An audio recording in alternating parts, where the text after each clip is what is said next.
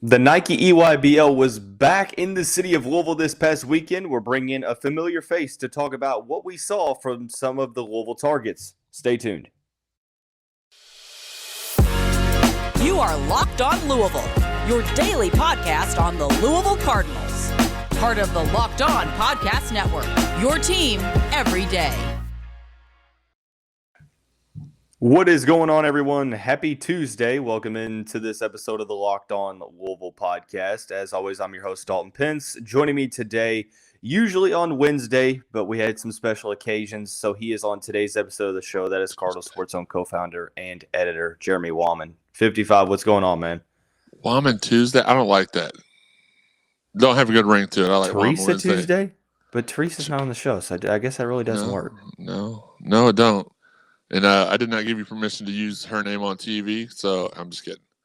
Oh, hey, dude, look. First off, I want to say congratulations because I was out at the EYBL all weekend, and I cannot tell you how many people walked up to me and ranted and raved about the Locked On Louisville podcast. Had a couple people said that they were watching it at their barbershop that morning before they came to the EYBL. And then Sam finally showed up after being so late. And hi, Sam. And people are like, "Oh, I recognize you. You were on that Locked On," like different people.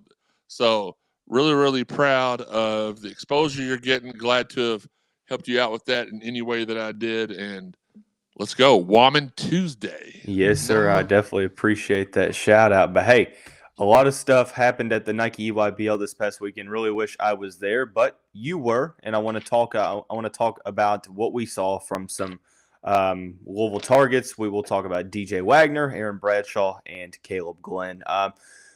Diving right on into it, I guess before we start talking about DJ, just kind of describe that atmosphere. Obviously, I know the atmosphere around DJ Wagner and him being there. There was a lot of people there for the NJ Scholars games, but overall, what was that atmosphere like to see so much basketball being played at the fairgrounds? Well, gee, and the thing about it is that so the EYBL was being held in one part of the South Wing. Directly next to it was the Bluegrass Junior. One of my buddies had a son playing in it, and me and Sam walked over there to check him out, and it was like a 13 and under. So that facility had about 20 courts in it. South Wing at the fairground had probably the EYBL probably had 13, 14 courts in it itself. So just to see so much basketball in one spot and just the people, man. I'll tell you what stood out for me the most was the primetime game with the New Jersey Scholars playing against LeBron James' son and his team. I put out, if you haven't seen it, I can try to retweet it here after the show. The atmosphere was nuts. There were so many people there. They were getting hyped for every defensive stand. Like it was just unreal. And obviously it was a pro Louisville crowd. There were a couple of those blue guys that came to watch them and were like throwing little snide remarks like we expect. But what hit me, even though that hit me really hard, what really hit me the hardest was the very first game in the EYBL for the New Jersey Scholars. And I was sitting there, and Milt Wagner, Purvis Ellison came over and sat by me, and we chopped it up for a good hour. Absolutely love Purvis. Purvis, I don't want to get too much into that because we're going to talk about that on our show later today on the Cardinal Sports Zone podcast. But just a great dude. He was one of the first guys. I mean, obviously, I watched Kenny Payne on TV and then met him later.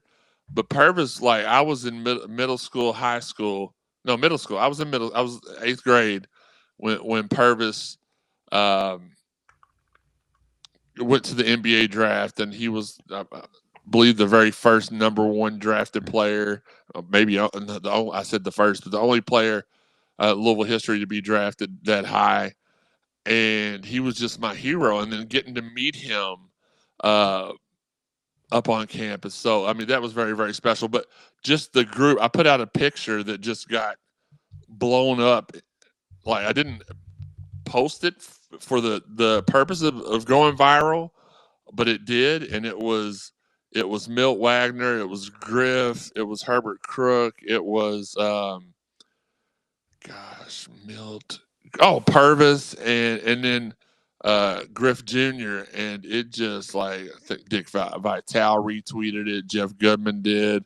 A couple other people, and it was like a Louisville homecoming. And then for that primetime game, I stood there with my guy Tick Rogers and watched that primetime game, and just the people, the Louisville names that came up and we chatted with. It was just amazing. But that's why the whole time when everybody else was like, we got to hire anybody but Kenny Payne, I was on the opposite side saying we cannot hire anybody but Kenny Payne. He's going to bring the program back together. He's going to mend the fences. And sure enough, players from every decade was there. And it was an amazing atmosphere. And it wasn't just that game. It wasn't just that team. Louisville fans flocked to see Kaleb Glenn every day as well. There was what was his name? Oh, Laurent Rice, which we are recruiting. I know for sure we're recruiting him. His teammate, I was told by a couple people there, we are recruiting also, but I haven't seen that confirmed anywhere. His name is Swain, but they were surrounded by Louisville fans too. So it was just a great environment. And then just like I said, the star power, Russell Westbrook, Carmelo Anthony. We don't know if LeBron was there. Carlos Boozer's twins were playing. Trenton Flowers was out there. It just so many. Like I wouldn't trade it. That's why I was so excited when I went to the Orlando one, because that was my first AAU event, period. And it was the Orlando EYBL. This one surpassed that one for me. It may not have had as many stars as that one did. It was close. But as far as the atmosphere it created, it was something that like it was a once in a lifetime experience, and I'm glad I got to go up there. Shout out to my guy that hooked that up for us here at Cardinal Sports Zone. We appreciate you. And yeah, man, it was a great time. Love to hear that. And it seemed like there was a ton, like you mentioned, a ton of turnout for that game against the New Jersey Scholars. And then I think it's Strive for Greatness or something like that. Yeah. Bronny's team. But DJ Wagner in particular, it seems like, obviously this was probably the first time that Louisville fans really got to see DJ in action. Had some games to where it seemed like maybe at times didn't necessarily shoot the ball all that well, but it seems like the general consensus is that people came away just absolutely just overall impressed and just raving about what they saw from him and what could be in store for the future. So here's what I'll say about DJ, and I didn't came away with this. That's not even a word, but give you a little crap. I know. I had to. Well, that's what you just said, and I made fun of Higgy, so I had to make fun of you. Here's what I'll say. I saw DJ Wagner for the first time in Orlando. Took him a little while to get going every single game, but he got going. I left that event with the attitude of, well, man, he's gonna. Louisville fans want somebody that's gonna shoot the ball and make shots and this and that. Kind of came off a little selfish to me there. I don't know if it was because he didn't have Mackenzie, however you say his last name, was at the Adidas Nation that weekend. So I didn't. This past weekend was the first time I saw him. And he was kind of a security blanket for DJ. But what I will say, my mind was changed. Either DJ just completely worked on his game since April, which is possible, or I don't know what the other option could be, because what I saw this weekend was a very unselfish player. They beat a team and I'm getting mixed up because of the Memorial Day, but I want to say they beat a team. Oh, it was their first game on Saturday, where DJ brought the ball at the tie ball game, like 11 seconds left. He brings the ball up the court. He's got a wide open shot, and instead of shooting it, he hits this guy cutting to the back. Not even one of their stars, one of the unheralded players. Sees him cutting for the basket, passes it to him at the very last second. The guy gets the basket up. They win the game. And I saw that a lot from DJ this weekend where he's being very unselfish. And again, I've only got 2 sample sizes. So maybe this was DJ all along and I just caught him on an off weekend, or that was DJ back then and he's working on himself because he knows that when he gets here, he's going to have to work on himself as well. So either way, I walked off actually impressed with him and his unselfishness, his basketball IQ. He just knew when to pass the ball and when not to. So I really liked it. I came away from this event. I know some people didn't because they've never seen them before, but I came away from this event very, very impressed. It seems like, like I mentioned, that's kind of the general consensus. I saw a couple tweets like, yeah, DJ is the number 1 player in this class, despite G.G. Jackson rising up over him in the 24/7 sports rankings. I'm in the belief I don't really care if he's 1 or 2. He's a pretty good basketball player, and very excited for him, and hopefully he ends up in that Cardinal red. But it seemed like the consensus wasn't necessarily, or there really wasn't a consensus when it came to Aaron Bradshaw. You had a couple different people take away a couple different things. We're going to talk about what Jeremy thought about what he saw from Aaron Bradshaw here in just a second after we talk about our friends over at BetOnline. Look, our partners at BetOnline continue to be the number 1 source for all of your betting needs and sports info. Find all of the latest odds, news, and sports developments, including this year's basketball playoffs, Major League Baseball scores, fights, and even next season's NFL futures. BetOnline is your continued source for all of your sporting wagering information, from live betting to playoffs, esports, and more. Head to the website today or use your mobile device to learn more about the trends in action. BetOnline, where the game starts. Thanks again for making Locked On Louisville your first listen every day. For your next listen, check out the Locked On Sports Today podcast, available on the Odyssey app, YouTube, or wherever you like to get your podcasts. So moving right along with Cardinal Sports Zone co-founder and editor Jeremy Wahman. I can't speak today.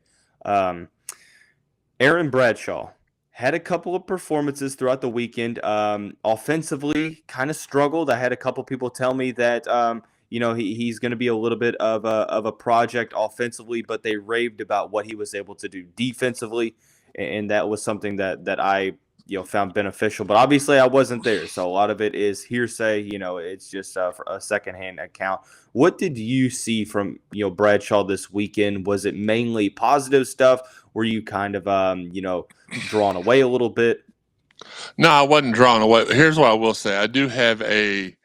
When it comes to Bradshaw, I do have a little bit of a tidbit. I mean, I won't call it breaking news, but it's something I overheard in the crowd that we will be sharing with you all tonight on the Cardinal Sports Zone podcast.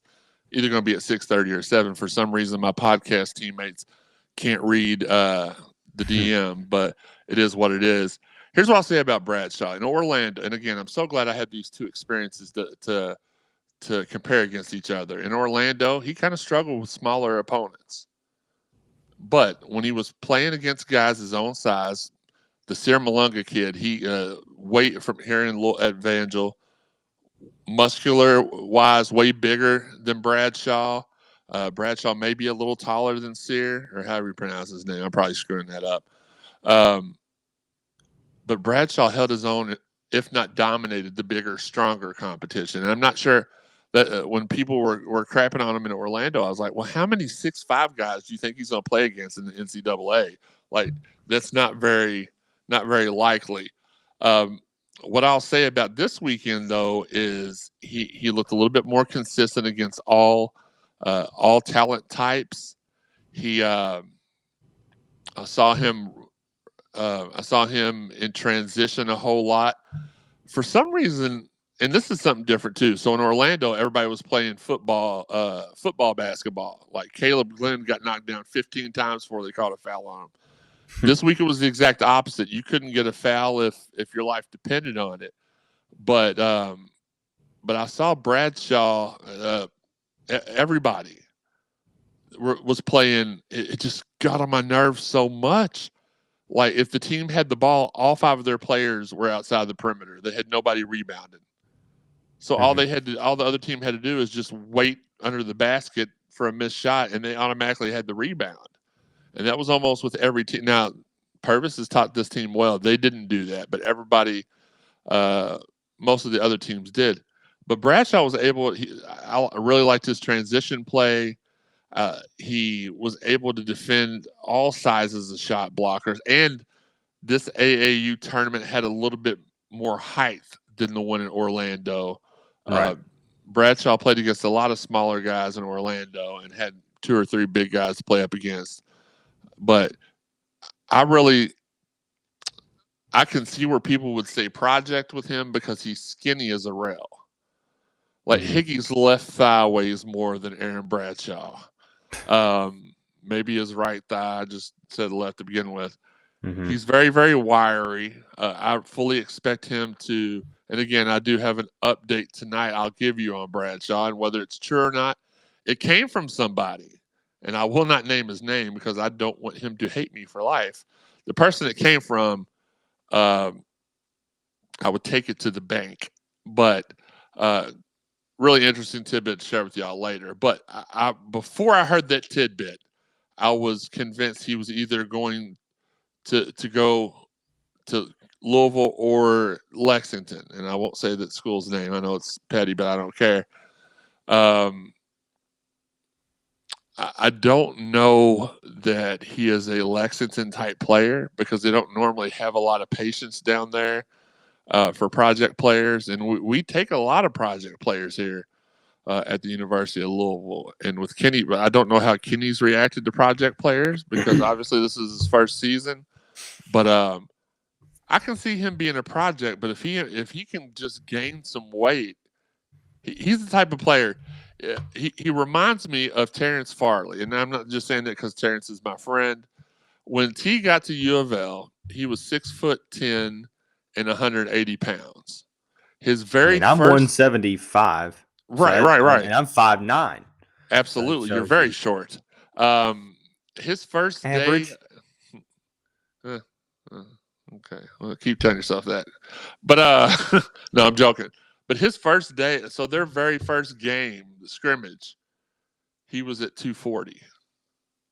So he put on 60 pounds of muscle in 3 months over the summer. Now, he had the luxury of living here in Louisville, so he could go stay up at the dorm or not, just stay and go up there and work out every day. If Aaron Bradshaw can put on 60 pounds of muscle, he may be the next Shaquille O'Neal as far as college is concerned. I know you weren't alive probably when Shaq was dominating college, Dalton, but I wasn't. Right. It was something like I've never seen in college basketball before. Maybe Anthony Davis had the same type of, and I hate mentioning him because of where he's from, effect. But Shaq was like, when Shaq was playing at college ball, you just never thought that he wasn't going to be an NBA Hall of Fame. You're like, this dude is dominating. So like, I feel like Bradshaw could have that same kind of effect. I know that's kind of a hot take and going out on a limb because we don't even know if Bradshaw can put on weight like that in the weight room. But if he can, he'll be great. I like him. I feel like he is if he's a project, he's a serviceable project. So I would take him in a heartbeat. And I think his defense really makes him kind of a security blanket because even if the offense doesn't, let me rephrase, even if the offense takes a little while to come around, defensively speaking, when's the last time Louisville's had a true rim protector? I mean, Gorgie? I'm about to say, I don't really consider Anis Mahmoud to be a true rim protector. So you're right. I think like Gorgie is the last, I was about to say, I was like, I know you weren't about to put Honest in the same category as Gorgie. That's why I had No. I'm saying like I don't view Honest in that same light. Like I feel like the last time we've had a guy who like people fear going toward the rim, it's Gorgie Zhang. And like, we're coming up on nearly almost a decade since Gorgie played his. This upcoming season will be a 10-year anniversary of that national championship team. So I digress, but. Another guy that Louisville fans, I think, were able to see in masses. Obviously, I was able to see him every home game at Mail this past year. But for Louisville fans to be able to finally get to see him in masses, Kaleb Glenn showed out at the fairgrounds this past weekend. Obviously, if you are watching this on YouTube, you are not going to hear the electronically implemented advertisements that you would if you were listening to this on any of the streaming services like Google Podcast, Apple Podcast, Spotify, so on and so forth. So keep that in mind. Stay tuned. But with the final segment, Cardinal Sports Zone co-founder and editor Jeremy Wahman dropping some knowledge on what his takeaways were from various Louisville targets this past weekend. To wrap up the show, I want to talk about the hometown hero, although he's going to La Lumiere, still hometown hero Kaleb Glenn. Looked apparently pretty solid. His physicality was on full display, I guess getting toward the rim.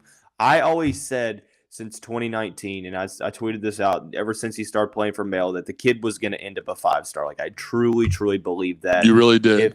If his perimeter shooting and ball handling came around, the sky was the limit this past year for Mail. It took a big leap forward in both categories, and it seems like he's even adding more before June even rolls around. So what were some of the takeaways that you saw from Kaleb this weekend? And I think Caleb's a phenomenal athlete and a really good player. He did not play as well in my eyes as he did in Orlando. He did try to go up and defend every shot. Sometimes he paid for that. If you watched my Twitter live yesterday, you saw him absolutely get body bagged, and then his coach gave me the funniest look ever on camera. But with that being said, he's absolutely a Power 5 even which I thought maybe because most of the times Kaleb was playing at the exact same time that DJ was playing. Three out of the 4 games they were playing at the same time, I believe. So maybe I just missed the times when Kaleb played really, really good. But I thought he was, and average isn't bad. I thought he was he showed that he was a Division I basketball, a Power 5 basketball player. I like his hustle. Again, he was one of the only people that was even rushing back to play defense. And sometimes you are going to get mismatched if you're the only one or outnumbered, not mismatched, because I don't know many people that are mismatched by his physique. Sorry, that's the word I was looking for. But, I walked away impressed with him. I really liked his game. I didn't see what everybody, and of course, I'm not going to get on there and argue with people on Twitter because I actually like Kaleb Glenn, and I don't mean any disrespect by any of these comments. I thought he played well. I thought he played good. I didn't think he played as well as he did in Orlando. And you got to remember, in Orlando, he was getting he was getting hurricaned during the basketball games, and they weren't calling fouls on him. So maybe he was expecting a more physical game, and I don't know. But I walked to answer your initial question. I walked away thinking that guy's going to fit in with the program really, really well. I wish him the best of luck where he's going to, and I would be remiss, and we can address this afterwards because I know you're going to mention some things about Kaleb too. But let's bounce back to New Jersey for a quick second. Yeah, Mackenzie, he shot way too many threes, and he's not normally a 3-point shooter. I know he went like 2 for 20 for the weekend, but that kid, the ball finds him. Mm-hmm. If that makes sense. I know a lot of people don't know the basketball lingo, but he was able to put him in. He may not have had a great shooting weekend, but he did light it up from about 10, 15 very, very well. He every time there was an offensive board come off, he was able to, the ball found him. He was able to grab it fairly easily. There were even some times during the games where it may not have been this way, but it looked like he was playing center and Bradshaw was because he was rebounding so well. Again, that may not have been the case, and I'll make sure that I ask about that here very, very soon. I got an interview coming up I'm pretty excited about, and I'll ask about that. But yeah, whereas a lot of people I talked to said that Bradshaw was the truth and Mackenzie was the project. And I'm looking at Mackenzie on the court, and this is a grown man, and he looks every bit. He looks like he's been in college for 4 years already. Just physical, reminded me a lot of third-year Montrez as far as physicality and getting the rebounds, and I walked away very impressed with him. Whereas a lot of people that I saw on Twitter, maybe regular fans or not, were like, "Oh man, he looks like a project." But Bradshaw was the truth. For me, it was the other way around. Bradshaw kind of looks like the project, but if he gets that weight up, he's going to be a force to be reckoned with. But yeah, that's how I felt about everybody. I got to watch the Rice kid play a couple games, and let's just say this: if I wasn't super impressed, but you got to. The one thing I try to be fair with is that at the end of the day, these are AAU events. Maybe they are trying their hardest. Maybe they're just trying to have fun. And it looks like that kid was just trying to have fun all weekend. And that's not a knock against them. I just didn't. Me and Sam Baston, who was on the show with you the other day, we watched all the games together. I think he shares the similar opinion on Rice and in the Swain kid. Now, I don't know that we're recruiting the Swain kid, but we did have a couple people come up to us, national writers, that were like, "Oh, you're over here watching Rice and Swain," and we're like, Yeah, that's what we're doing. And then we're looking up. We don't even see where we'd offered them or anything. So, but all in all, I feel like the EYBL and the Louisville targets at the EYBL gave the fan base a lot to be excited about. But as we know with our fan base, they will try to find negatives about everything. So buckle up. But I mean, for those of us with the trained eye, it was a really good event, atmosphere wise, and as far as the basketball being played. I thought, now you know me, if I thought one of the targets played crappy, I'd be like, that was duty. Right. I thought they all played pretty well. I'm glad to hear that, and obviously some great insight and analysis, and no doubt will there be some more info on the Cardinal Sports Zone podcast tonight. Jeremy, you have the floor. Any lasting thoughts? Plug us into social media. You know the deal. Absolutely. This ain't my first time at the rodeo, pal. Obviously, you can find me at Jeremy_CSE on Twitter and Instagram. You can find the website at Card Sport Zone. I don't really have a whole lot to plug other than make sure to catch us tonight on the Cardinal Sports Zone podcast. I'm not really sure who all is going to be on there. We know Higgy won't be there tonight, so that's kind of making most of us happy. But yeah, we got a lot to talk about EYBL wise as well. I'm going to share some of the personal conversations that I had with some of the greats of all time, and give y'all a little. Again, take it with a grain of salt when you hear it, and I'll make sure I preface it with that. But there is one spoiler that I have for you all that may set the fan base off in a good way. So tune in.